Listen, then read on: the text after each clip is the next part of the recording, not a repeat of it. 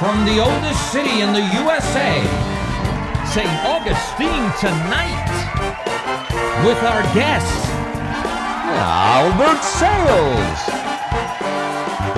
Adam Morley, musical guests, Geoff Magnani, and your host, Jorge Rivera.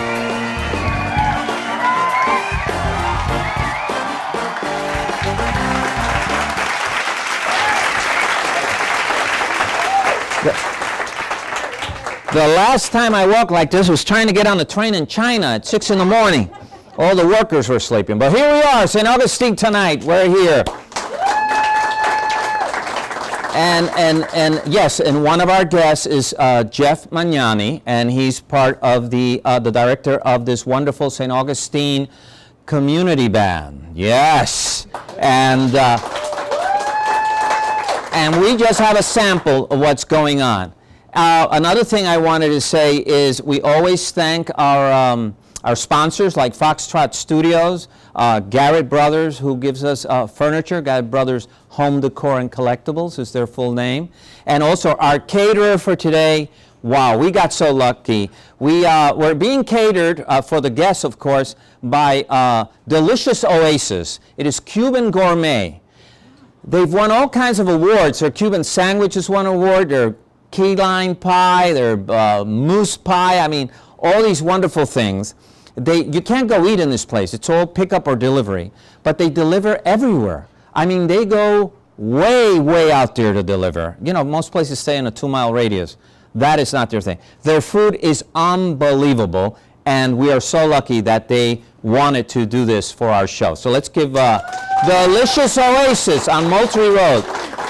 Man, what a menu. Also, you know, in the news, Amazon bought Whole Foods.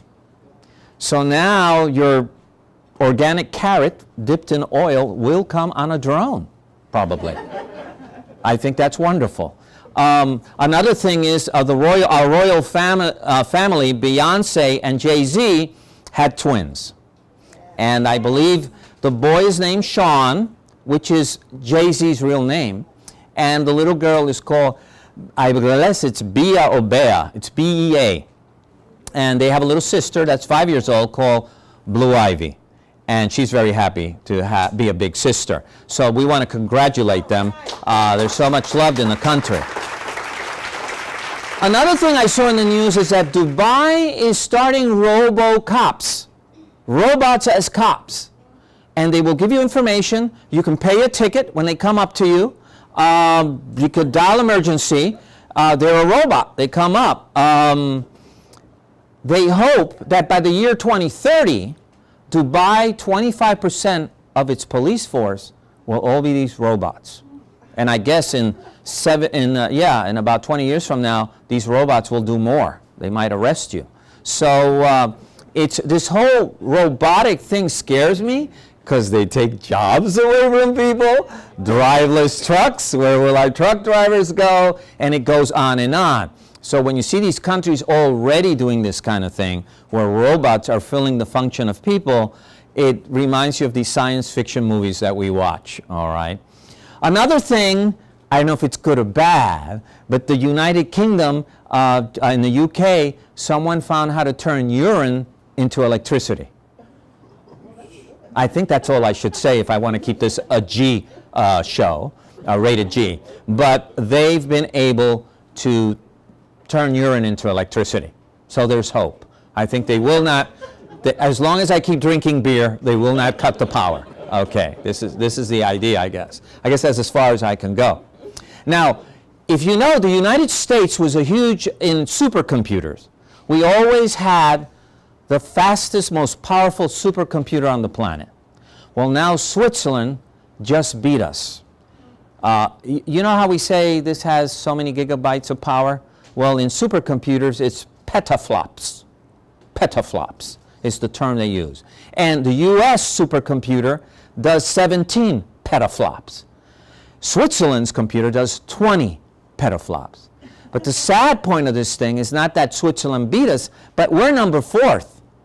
In place number 2 is China. And in place number 1, it's China again. And China's place number 1 computer does 93 petaflops. Woo! So we lost the throne, and we have something to do here if we want to get back into supercomputer world. Another thing I wanted to share with you guys was that there's all these indoor farms now starting up. These indoor farms are huge. I mean, they're huge. They're like real farms. They're all indoor. They do not use sunlight. They do not use fertilizers or pesticides. They grow food, which 365 days a year, they produce 100 times more than a regular farm, and they use 10% of the water. That is amazing, amazing. And talking about food, our guests are not hungry, and we will start this show. And our guests for tonight are Albert Syeles, we have also Adam Morley, and we have the St. Augustine Community Band. And when we come back, this band is going to rock the house. Be right back after these messages.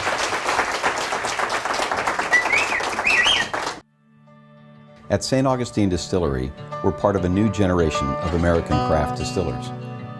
Family owned and operated, we are committed to making the best possible spirits using local agriculture.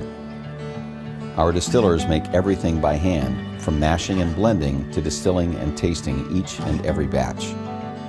We distill and bottle everything we sell, making sure that the spirits are just right before barreling and aging. Bottled by real people, we love showing our guests not only what we do, but why we do it. We're passionate about educating our guests to not only what goes into each bottle, but how to make the best possible cocktails. We love St. Augustine, and thanks to your purchases, we're able to give back to the community and help local organizations each and every day. Thank you for your support. Thank you for your support. Thank you for your support. St. Augustine Distillery, handmade with pride in the nation's oldest city. In any industry, the best known product is the one most frequently purchased. Think of industry leaders like Coke, Nike, and Starbucks. It's true in real estate too. The most successful realtors have strong personal brands. In fact, branding is especially important in the real estate industry. The National Association of Realtors tells us that reputation is the most important factor when choosing an agent, and another word for reputation is brand. It's not who you know, it's who knows you. As an associate, we can help you with many things. Number 1 is income for life throughout your retirement, which is very important. Number 2 would be Medicare choices, which are very confusing. Number 3 is a legacy for your loved ones. And finally, keeping you independent throughout retirement. My name is Tully Martinez. Call this number. Y hablamos español.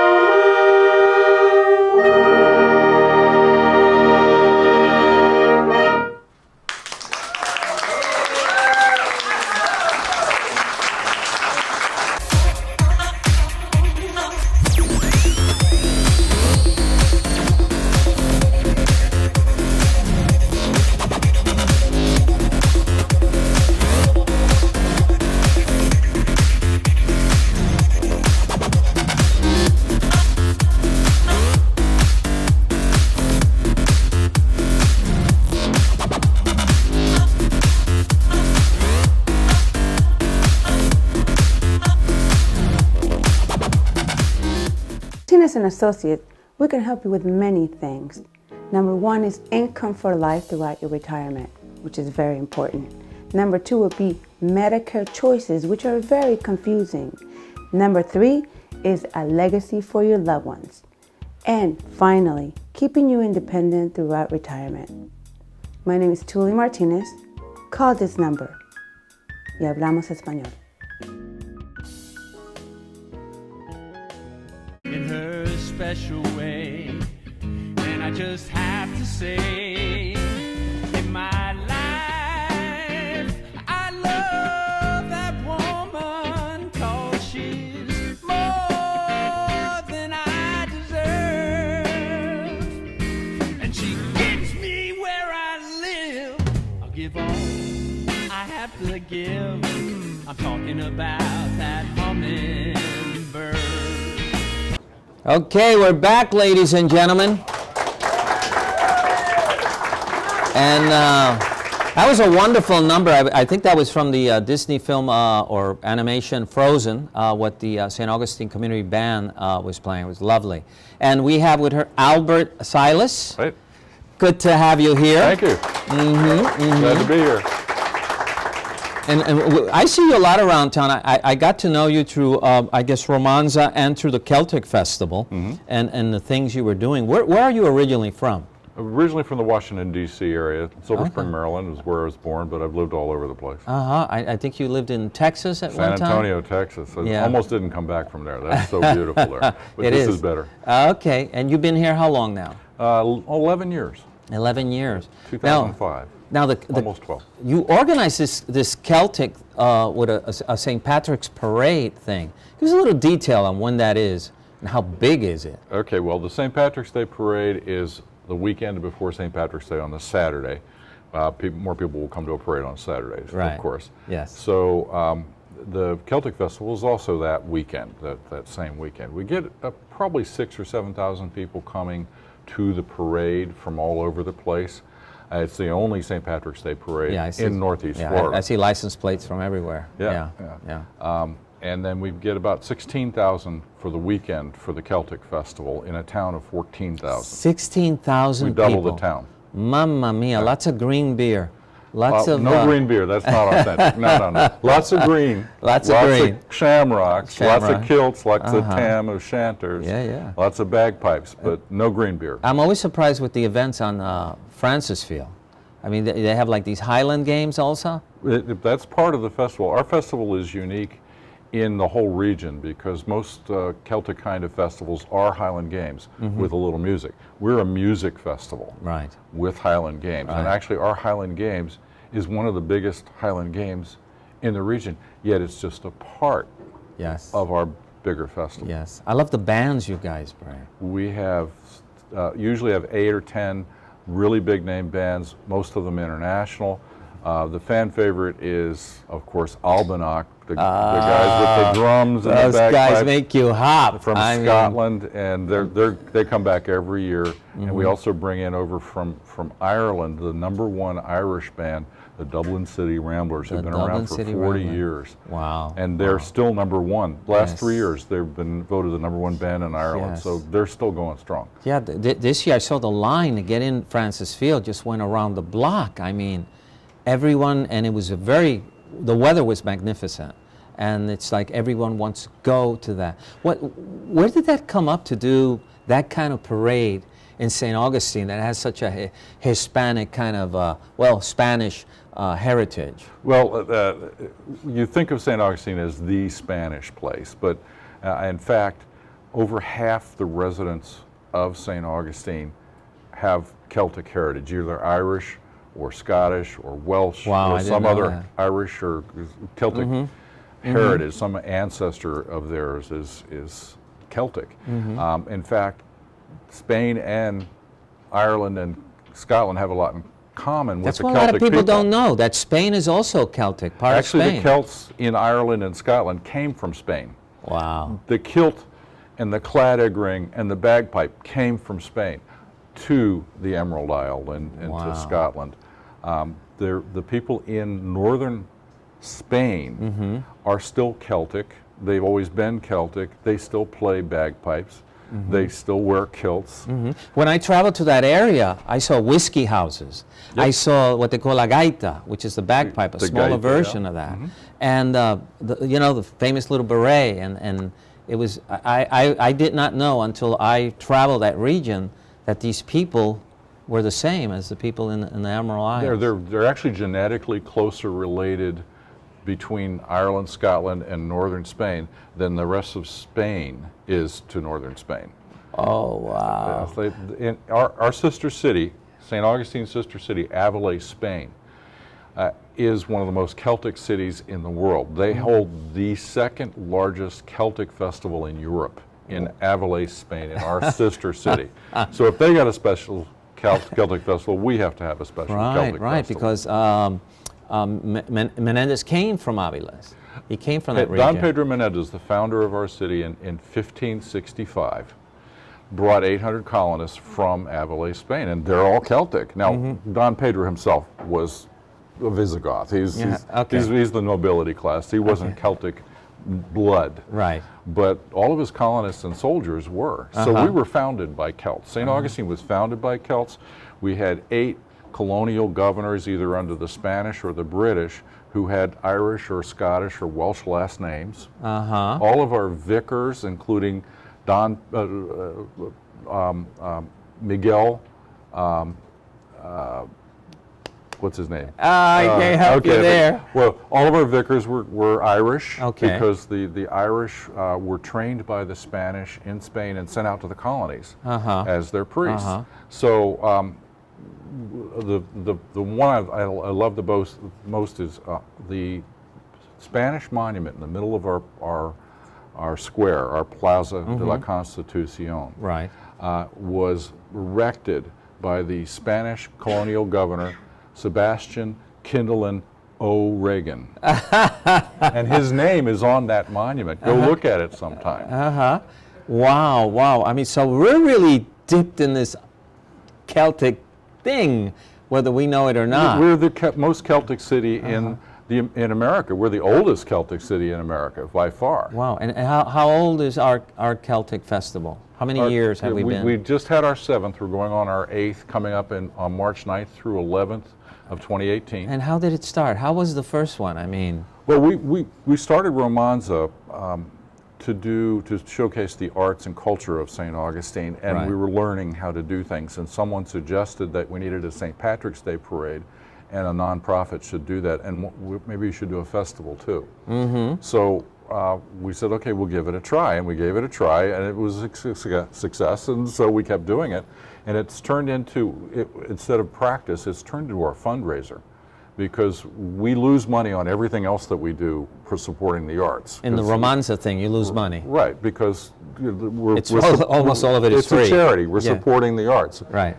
We have to get money in from somewhere. We get grants, but we also now make a profit on the Celtic Festival. So all the people that come to the Celtic Festival and spend their money, you're really supporting the arts of St. Augustine. Okay. So feel really good about that, and have a good time too. Wow. Do you remember what was kind of the attendance in that first Celtic festival? 1,500, and now it's 16,000. Wow. Do you think it has room to grow? It has room to grow, except for the fact that St. Augustine is so small and the Francis Field is so small. We can probably go to 20 or 25,000 and then it'll be it, because there's just no room to park people. Right. Parking is parking is always the topic. We've still got room, Yes. but there's another 50% and we're gone. We'll have to, pretty soon there'll be, flying cars, and probably there'll be flying parking. Everybody's going to be using Uber in a few years, right? Uber, everyone will be Uberized. Yeah, so or a robot. Nobody's going to want a car, is what I'm hearing. So you're not going to want a car in the future, because there are going to be so many of these automated cars on demand. Yes. But your background is corporate, isn't it? I was a corporate accountant. I ran corporate accounting policy for SBC Communications, which after I left bought AT&T and used their name. So you think of them as AT&T, but that's my old company. Like that other big communication, MCI or something. Yeah, well, MCI is Verizon Verizon now, yeah. Okay, and this one's AT&T. So your thing was crunching numbers. I was an accountant for my career, and I was actually head of accounting policy, so I was pretty good at it. Yeah, I mean, I just don't get accountants and numbers. How could you sit there all day and just look at spreadsheets and be fascinated by this? Go, oh, another zero! I'm so excited. Accounting is math. Yeah. And math is like music, and I have a music background, I have an accounting background, I have a math background. It's all it's all connected. It's the same kind of mentality. Same beast. Yeah. Well, you know, we're running out of time, and I'd love to bring you back and maybe talk a little more about Romanza, because I enjoy that very much. Right, and let's show everybody. Oh, look at that. That's what the magazine looks like. Let me hold it here to this camera here. So that's what it looks like. And when you see that around, it has basically everything that's going on in Romanza. It's separate 10-day from festival. It's a 10-day festival, yes. And we had Kathleen Vandenberg here, who was the chair, and she was retired. And that was a lot of fun. And she was great, and she explained a lot of the mechanics behind that. So, love to have you again. And give a hand to Albert Syeles. I always say it's Syeles' name. Don't forget it. And we'll be back after these messages. At St. Augustine Distillery, we're part of a new generation of American craft distillers. Family owned and operated, we are committed to making the best possible spirits using local agriculture. Our distillers make everything by hand, from mashing and blending to distilling and tasting each and every batch. We distill and bottle everything we sell, making sure that the spirits are just right before barreling and aging. Bottled by real people, we love showing our guests not only what we do, but why we do it. We're passionate about educating our guests to not only what goes into each bottle, but how to make the best possible cocktails. We love St. Augustine, and thanks to your purchases, we're able to give back to the community and help local organizations each and every day. Thank you for your support. Thank you for your support. Thank you for your support. St. Augustine Distillery, handmade with pride in the nation's oldest city.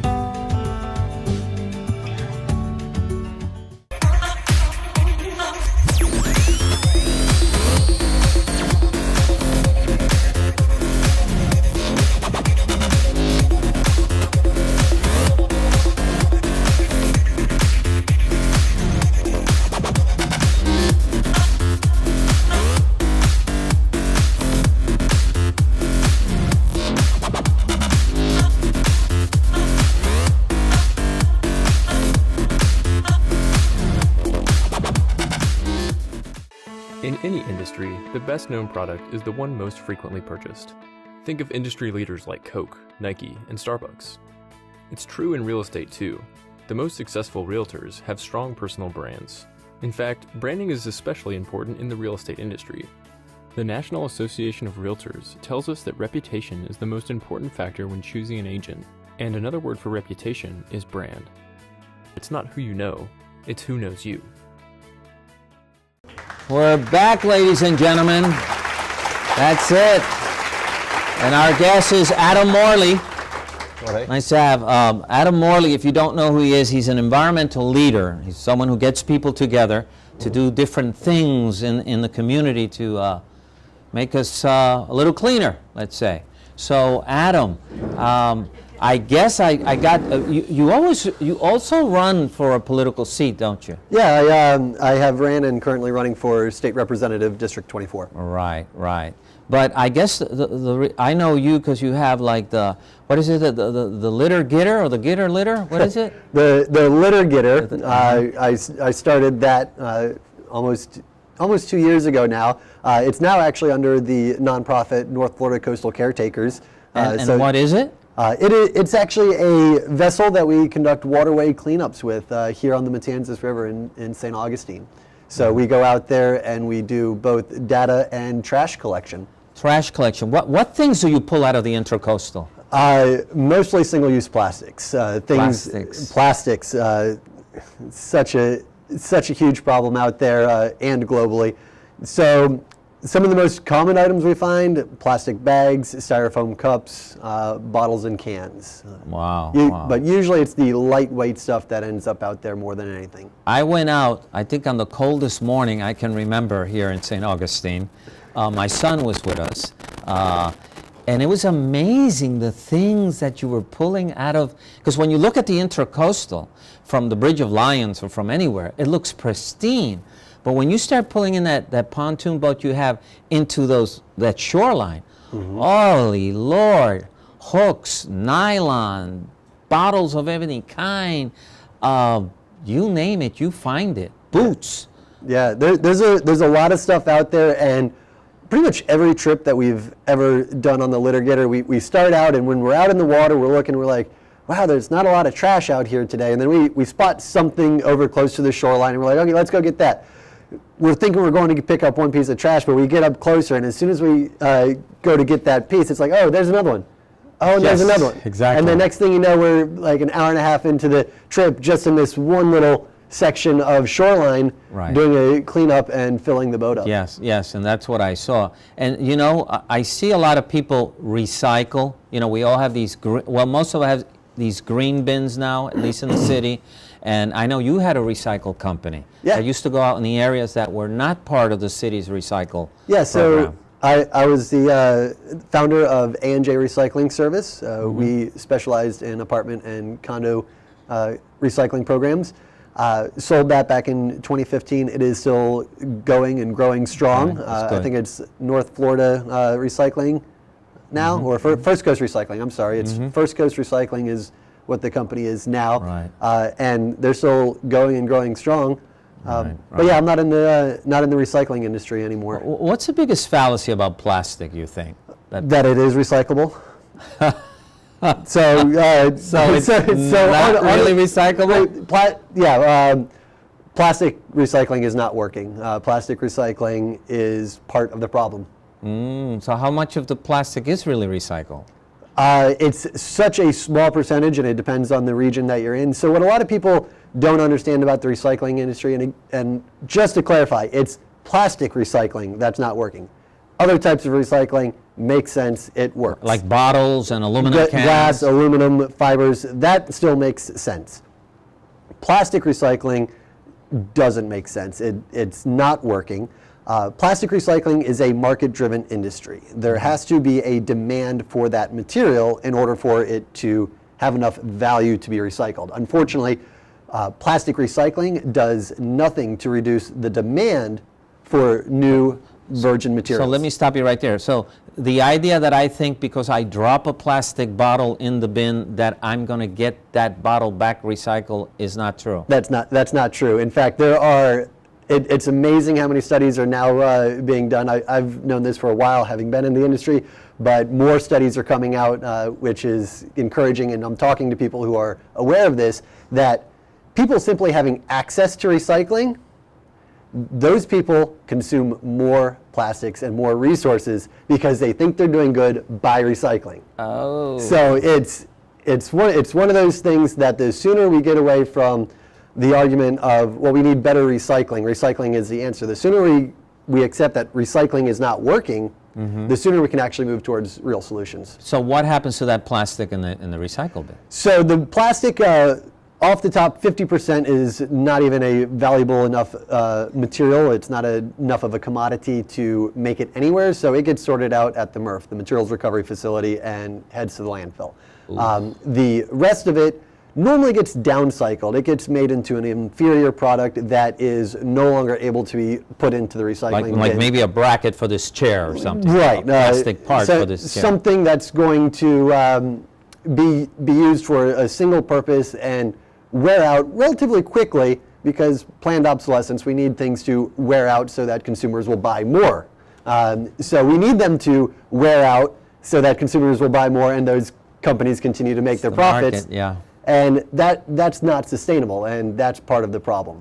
So I guess then the real solution to plastic is don't buy plastic, but then that's an anti-marketing slogan. So yeah, recycling was pushed, even though it's supposed to be reduce, reuse, and recycle. When you reduce, companies aren't making money. When you reduce your consumption, you're not buying as much. Right. When you reuse, you're still not buying as much. But hey, if we can get them to believe that recycling is working, they'll consume because they can recycle it and they think that they're helping. Oh. And the companies are still profiting. So where do I get my clean water if I don't have a plastic bottle full of water? That's a good question. So in some cases, yeah, plastic bottled water is going to work in some cases. Disaster relief, there is a place for plastics. I'm not a plastic is evil, stay away from all plastic. We could not have the luxurious life, the comfortable lifestyle and quality of life that we have without plastics. Right. But we have to be conscious where we're confusing necessity and convenience. So we have to be careful about what plastics we're choosing to consume, and just be careful about that. Do you think our tap water is good enough to drink here in St. Augustine? Here in St. Augustine, absolutely, yes. Nice. But as we know, areas like Flint and such, sometimes problems occur, and yeah, you don't want to drink the tap water. But in most cases, bottled water is nothing more than filtered tap water. I buy mine in these large glass bottles, the water I drink. The only time I buy plastic is if I have a little party at home or something like that, because the convenience, But I always feel kind of guilty of bringing more plastic into my life because, so many things are plastic. And there's so many alternatives as well. The way I usually, in most cases, the solutions are out there. The alternatives and the solutions are out there. It's just changing that behavior, changing those habits. And it's hard to break habits and change behavior. But the solutions exist, the solutions are out there. Instead of providing a bunch of single-use water bottles for your guests at your party, you can provide what I usually do, because I host dances as well. Instead of providing a whole bunch of bottled water, I'll have one of those 5-gallon water coolers that at Publix you can spend 30 cents and fill it up and ice, and there you go. Little paper cups, eliminated the single-use disposable plastic. The plastic little problem, at least for that event. Because it is habit. There was something about cell phones that people complaining now. People are getting we'll sit here and you'll be on your cell and I'll be on my cell. Oh, that's totally me. If we weren't on camera, I would be staring at my phone right now. But someone was saying, in the old days, people would do the same thing, but I'd have the paper and you'd have another paper, and we'd be ignoring each other. So the thing is are we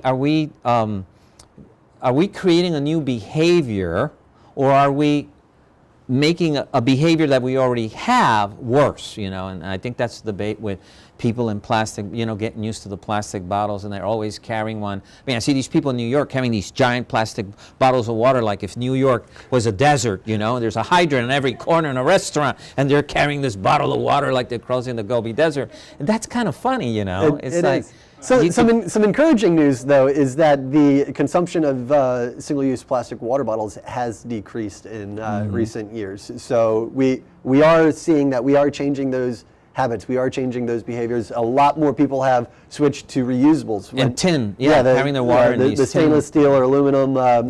Even the reusable plastic water containers. There is good plastic. Like there's still questionable health issues for some people about the toxins in the plastic, but it's still not the single-use plastics that are creating the problems in the ocean. In fact, marine debris, marine plastics, has been argued that it's the second largest issue facing our oceans. Yes.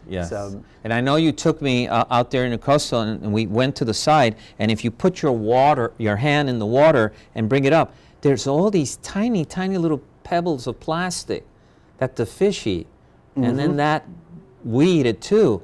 But they eat it thinking it's food, and they don't get any nutrition out of it, and it usually guts them out. They die. Right. So what happens with plastic once it enters into the environment, especially the marine environment, is that it photodegrades. It doesn't break down, it breaks up.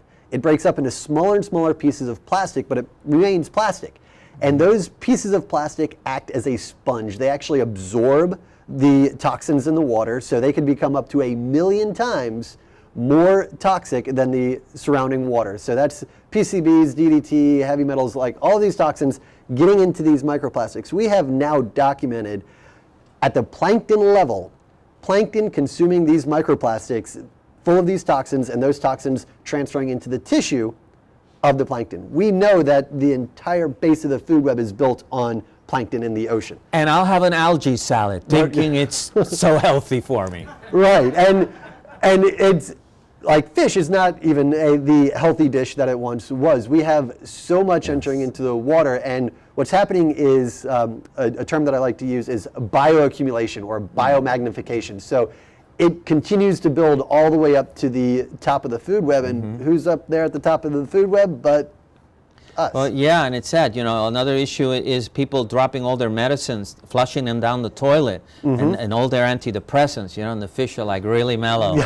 They see the hook and say, "Why not?" Let's, you know. Right. As you know, I'm also a captain with St. Augustine Eco Tours, and on every trip we'll go out and we'll pass by the outflow for the city of St. Augustine, where the city's water treatment facility discharges about 4.2 million gallons of treated water out into the Matanzas River every day. Treated water. Yeah, treated water. And we'll see manatees out there all the time drinking that water. We know that we're cleaning the water. It's being treated for the solids, the pathogens, but there's so much that we're flushing down that these water treatment facilities are not designed to process, including microplastics, which we're lucky and fortunate enough to be phasing out here in 2018. We will bring you back. You know, we still have to talk about it's too hot to fly planes in Phoenix, Antarctica is melting. We have great things to talk about. But thank you so much. Thank you, Jorge. Lucky to have you, and keep up the good work. Will do. We need people like you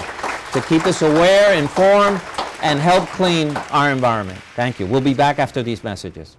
Martinez and Associates, we can help you with many things. Number one is income for life throughout your retirement, which is very important. Number two would be Medicare choices, which are very confusing. Number three is a legacy for your loved ones. And finally, keeping you independent throughout retirement. My name is Tuli Martinez. Call this number. Y hablamos español.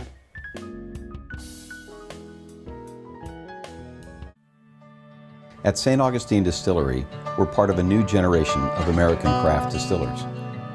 Family owned and operated, we are committed to making the best possible spirits using local agriculture. Our distillers make everything by hand, from mashing and blending to distilling and tasting each and every batch. We distill and bottle everything we sell, making sure that the spirits are just right before barreling and aging. Bottled by real people, we love showing our guests not only what we do, but why we do it.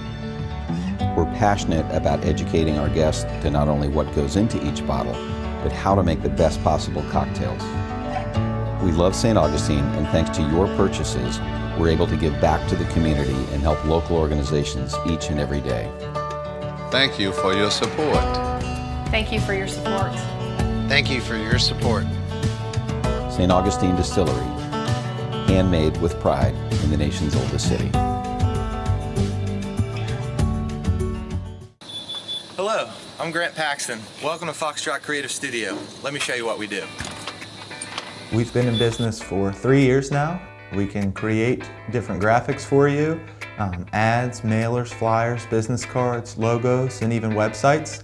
And we're also a printing company as well. So we can create for you the design you need and then the final product. We can usually get you with a design, we can get you a brand new business card in less than 2 days. In any industry, the best known product is the one most frequently purchased. Think of industry leaders like Coke, Nike, and Starbucks. It's true in real estate too. The most successful realtors have strong personal brands. In fact, branding is especially important in the real estate industry.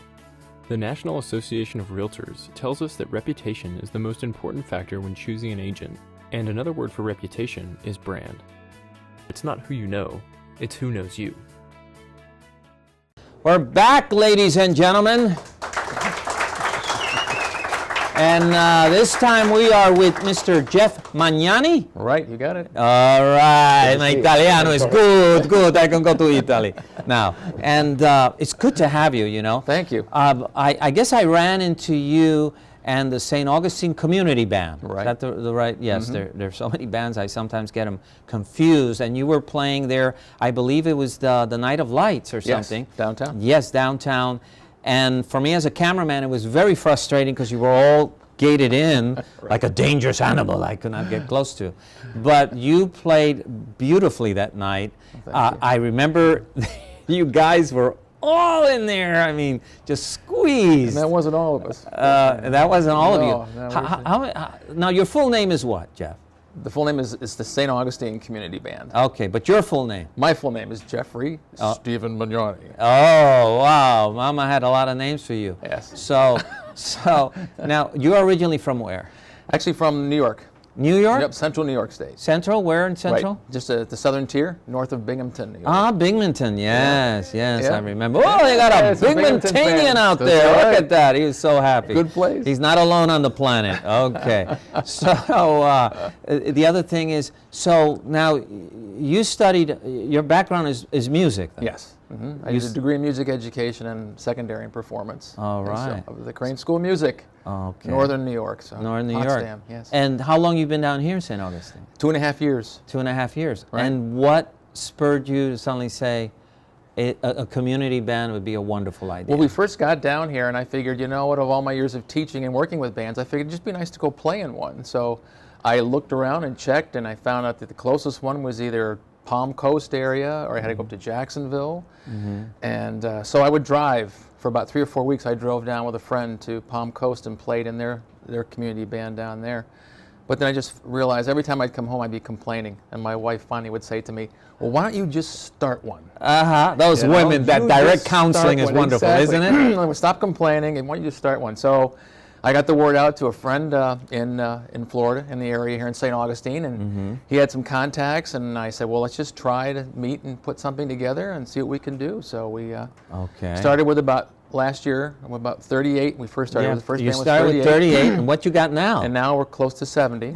Oh my Yes, Lord. the band that's here tonight is, well, I'm calling it the St. Augustine Community Mini Band. Mini band. Yes. Well, 13 with you. Right. 13. Yeah, 13. So Yeah, my stage was like, for those who see the show, say, what went on there? I mean, were they giving away something? You know, how many people? Yeah, and tell me, the number one, where did you recruit all these people from? Actually, I don't know. It's almost like the old movie, Build It and They Will Come. Uh-huh. You know, we had the first rehearsal and we had 38 people, and then just word of mouth got around. People call up and say, I haven't played my horn in a while. And I said, all right, well, we have something. If you'd like to try to play with us, come on in, and we have everybody from ages. I was going to ask, what are the ages? 16 to, I was just corrected. I thought it was 85, and she told me it's 86. So, 86 years of age. Oh, wow. So, yeah. And the instruments in this band are what? They're basically wind and percussion, just no strings. Okay. Yeah. It's basically almost, if you want to think of it, it's a symphonic band, which is almost like the old military style band. Right.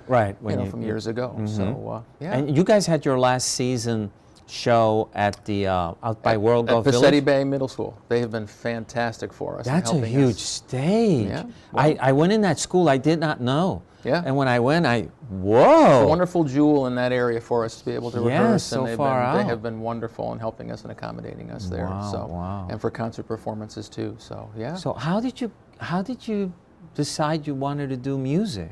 Actually, when I was younger, when I was in 7th grade is when I decided I want to be a band director, because of the band directors and the choral people that I worked with in that elementary, junior high area. And they were just absolutely phenomenal. So they became mentors to me, and I just said, you know what, I love doing this so much.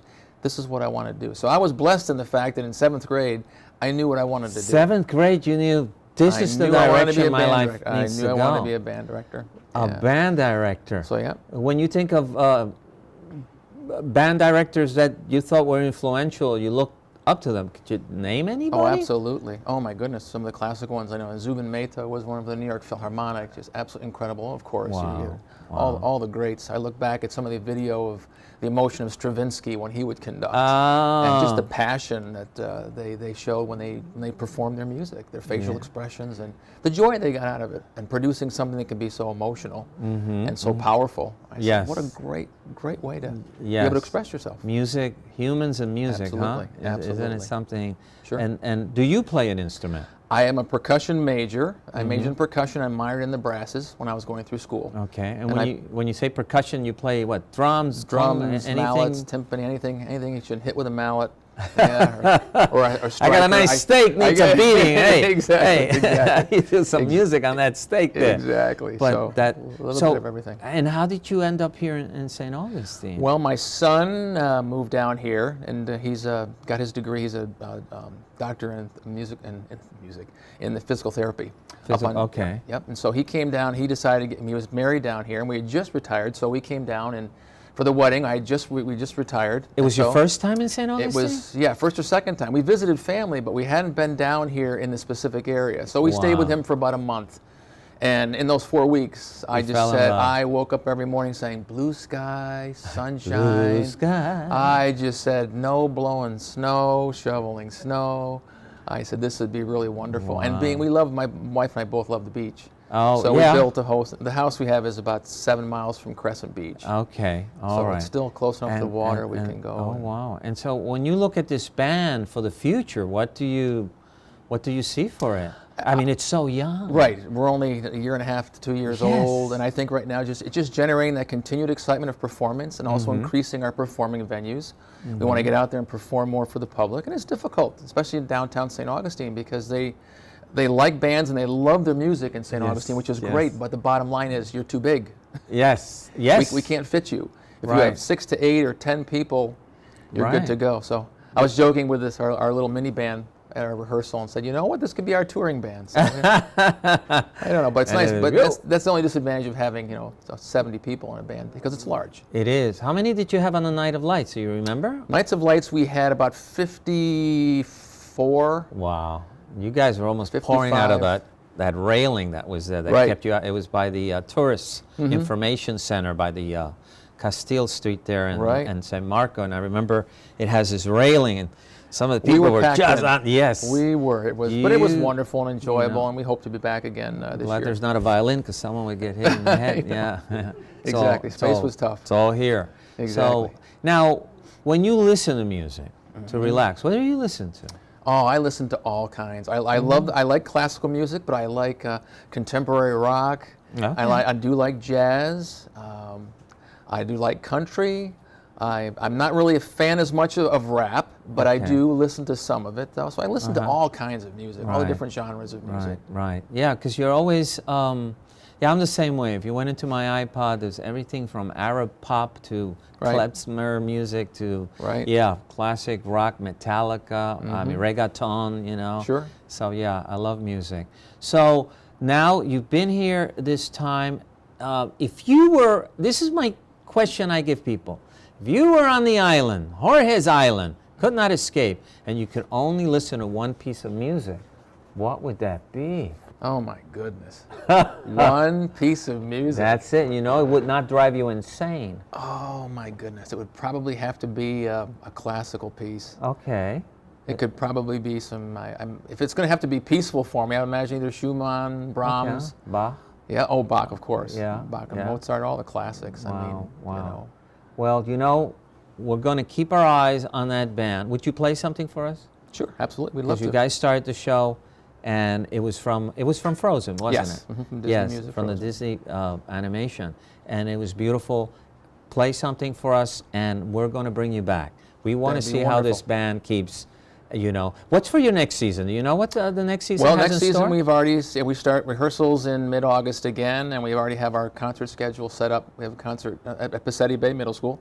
There's going to be a concert performance in October, December, I think March, and then our finale concert in May. And we'll probably be doing Nights of Lights again. And then we've been getting some requests from outside areas too to do some more performing. So we'll have to see how that goes. You might tour after all. We might. About touring, I don't know about that. But we still love to perform, and everybody enjoys it, and that's the biggest biggest plus for us. Well, we'll have you back, and I thank you so much. Thank you. Geoff Magnani. Thank you. We're going to set them up, and they're going to play. They're going to play. All right. We'll be back after these messages. That's for you, my friend. Thanks. Cheers. In any industry, the best known product is the one most frequently purchased. Think of industry leaders like Coke, Nike, and Starbucks. It's true in real estate too. The most successful realtors have strong personal brands. In fact, branding is especially important in the real estate industry. The National Association of Realtors tells us that reputation is the most important factor when choosing an agent, and another word for reputation is brand. It's not who you know, it's who knows you. At Martinez & Associates, we can help you with many things. Number one is income for life throughout your retirement, which is very important. Number two would be Medicare choices, which are very confusing. Number three is a legacy for your loved ones. And finally, keeping you independent throughout retirement. My name is Tully Martinez. Call this number. Y hablamos español. In her special way, and I just have to say, in my life, I love that woman, 'cause she's more than I deserve, and she gets me where I live. I'll give all I have to give. I'm talking about that hummingbird.